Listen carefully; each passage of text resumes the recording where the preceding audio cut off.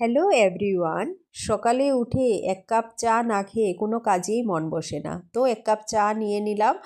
আর সকাল থেকে শুরু হয়ে গেল যে আজকে কি কি করব। তো কি কি করব মানে দুপুরে কি কি হবে, বা সকালে তো আচ্ছা করেই নিলাম রুটি, তো এদিকে মাছও নিলাম, ডিম আলু সিদ্ধ বসিয়ে নিলাম। হাঁসের ডিম ছিল, তো ভাবলাম একটু অন্যরকম করি। অন্যদিন যেরকম ঠিক বানাই ঠিক এরকম বানাইনি, একটু অন্যরকম করলাম। অ্যাকচুয়ালি কি করলাম তো দেখো, প্রথমে তেলে আমি দিয়ে দিলাম, কড়াইয়ে তেল দিয়ে দিলাম। তো কড়াইয়ে তেল দিয়ে তারপর সেখানে ডিম আমি একটু সাঁতলিয়ে নিলাম। ডিম সাঁতলে হাঁসের ডিম ছিল, তো হাঁসের ডিম খেতে কিন্তু দারুণই লাগে।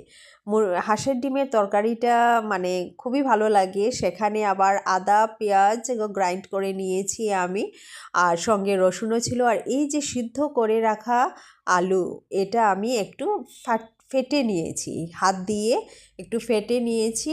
এখন অ্যাকচুয়ালি পুরাও দেওয়া যায়, কিন্তু এরকম করে তরকারি করলে কিন্তু দারুণ লাগে।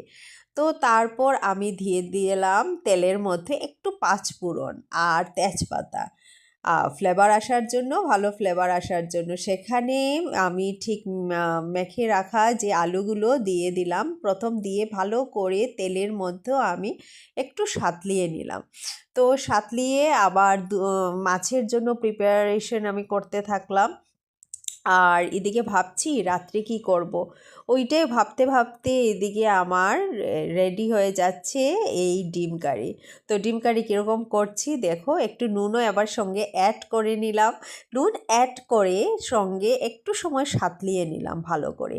সাঁতলানোর পর সেখানে হলুদ আর জিরে গুঁড়ো দিয়ে দিলাম। জিরে কিন্তু অ্যাকচুয়ালি ডিমে দেওয়া হয় না, কিন্তু আমি ভীষণ ভালোবাসি, কারণ জিরের একটু এখানে শুধু জিরে না, আমি অ্যাড করে রেখেছি একটু ধনিয়া পাতা গুঁড়োও জিরের সাথে।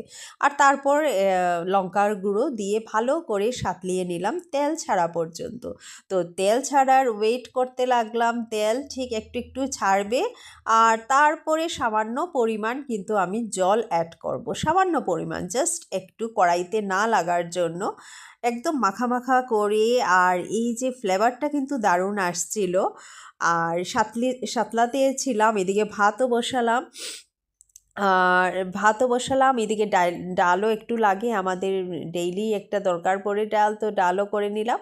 সেখানে এই মশলা মানে এগুলা দিয়ে আমি সাতলিয়ে তার আগে পরে পেঁয়াজ আর আদা যে গ্রাইন্ড করে রেখেছি এটা দিয়েও কিন্তু সাতলানোর পরেই আমি জল অ্যাড করলাম, ভালো করে সাতলিয়ে নিলাম। তো